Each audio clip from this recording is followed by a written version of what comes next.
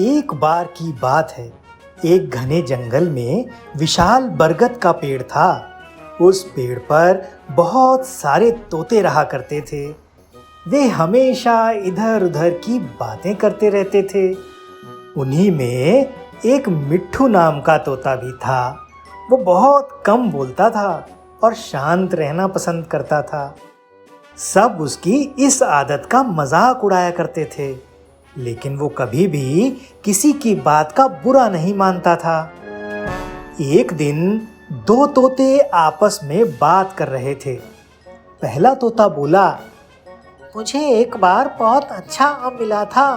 मैंने पूरे दिन उसे बड़े चाव से खाया। इस पर दूसरे तोते ने जवाब दिया, मुझे भी एक दिन आम का फल मिला था। मैंने भी बड़े चाव से उसे खाया था। वहीं मिट्ठू तोता चुपचाप बैठा था। तब तोतों के मुखिया ने उसे देखते हुए कहा, अरे हम तोतों का तो काम ही होता है बात करना, तुम क्यों चुप रहते हो? मुखिया ने आगे कहा, तुम तो मुझे असली तोते लगते ही नहीं, तुम नकली तोते हो। इस पर सभी तोते उसे नकली तोता कहकर बुलाने लगे, लेकिन मिट्ठू तोता फिर भी चुप था। ये सब चलता रहा। फिर एक दिन रात में मुखिया की बीवी का हार चोरी हो गया। मुखिया की बीवी रोती हुई आई और उसने पूरी बात बताई। मुखिया की बीवी ने कहा, किसी ने मेरा हार चोरी कर लिया और वो हमारी ही झुंड में से एक है। ये सुनकर मुखिया ने तुरंत सभा बुलाई। सभी तोते तुरंत सभा के लिए इकट्ठे हो गए। मुखिया ने कहा, मेरी बीवी का हार चोरी हो गया है और मेरी बीवी ने उस चोर को भागते हुए भी देखा है। वो चोर आप लोगों में से ही कोई एक है। ये सुनकर सभी हैरान हो गए। मुखिया ने फिर आगे कहा, उसने अपने मुंह को कपड़े से ढक कर रखा हुआ था, लेकिन उसकी चोंच बाहर दिख रही थी। उसकी चोंच लाल रंग की थी। अब पूरे झुंड की निगाह मिट्ठू तोते और हीरू नाम के दूसरे तोते पर थी, क्योंकि झुंड में केवल इन्हीं दोनों की चोंचें लाल रंग की थी। ये सुनकर सभी मुखिया से चोर का पता लगाने के लिए बोलने लगे, लेकिन मुखिया ने सोचा कि ये दोनों मेरे अपने हैं। मैं कैसे इनसे पूछ सकता हूँ कि तुम दोनों में से चोर कौन है? क्या तुम दोनों ही चोर हो? इसलिए मुखिया ने एक कौवे से इसका पता लगाने के लिए मदद मांगी। असली चोर का पता लगाने के लिए कौवे को बुलाया गया।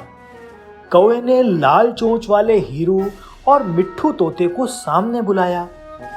कौवे ने दोनों तोतों से पूछा, तुम दोनों चोरी के समय कहाँ थे? इस पर हीरू तोता जोर जोर से बोलने लगा, मैं उस दिन बहुत थक गया था, इसलिए खाना खाकर मैं रात जल्दी से सोने चला गया। वहीं मिट्ठू तोते ने बहुत धीमी आवाज में जवाब दिया। उसने कहा, मैं उस रात सो रहा था। इस बात को सुनकर कौवे ने फिर पूछा, तुम दोनों अपनी बात साबित करने के लिए क्या कर सकते हो?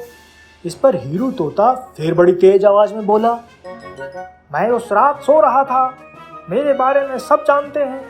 ये चोरी मिट्ठू ने ही की होगी, इसलिए वो इतना शांत होकर खड़ा है।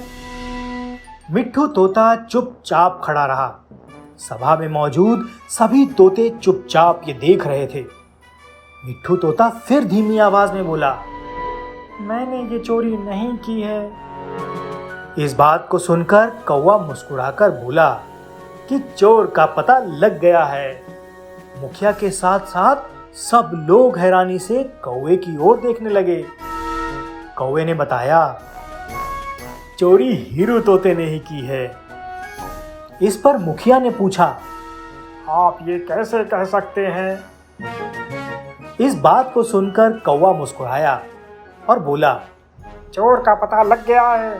मुखिया के साथ साथ सब लोग हैरानी से कौवे की ओर देखने लगे। कौवे ने बताया, चोरी हीरू तोते ने ही की है। इस पर मुखिया ने पूछा, आप ये कैसे कह सकते हैं? कौवे ने मुस्कुराकर कहा, हीरू तोता जोर जोर से बोलकर अपने झूठ को सच साबित करने में लगा था, जबकि मिट्ठू तोता जानता है कि वो सच बोल रहा है, इसलिए वो अपनी बात आराम से कह रहा था। कौवे ने आगे कहा, वैसे भी हीरू तोता बहुत बोलता है, उसकी बात पर भरोसा नहीं किया जा सकता। इसके बाद हीरू ने अपना जुर्म कबूल कर लिया और सभी से हाथ जोड़कर माफी मांगी। ये सुनकर सभी तोते हीरू तोते को कड़ी सजा देने की बात कहने लगे, लेकिन मिट्ठू तोते ने कहा, मुखिया जी, हीरू तोते ने अपनी गलती मान ली है। उसने सबके सामने माफ़ी भी मांग ली है। उससे पहली बार ये गलती हुई है, इसलिए उसे माफ़ किया जा सकता है। ये बात सुनने के बाद मुखिया ने हीरू तोते को माफ़ कर दिया। कहानी से सीख, कभी कभी ज़्यादा बोलकर हम अपनी अहमियत खो देते हैं, इसलिए ज़रूरत के समय ही बोलना चाहिए। ऐसे ही मज़ेदार वीडियो देखने के लिए हमारे चैनल को सब्सक्राइब कीजिए और बेल आइकन को क्लिक करना मत भूलिए। तो मिलते हैं ऐसे ही किसी मज़ेदार वीडियो में, तब तक के लिए बाय बाय।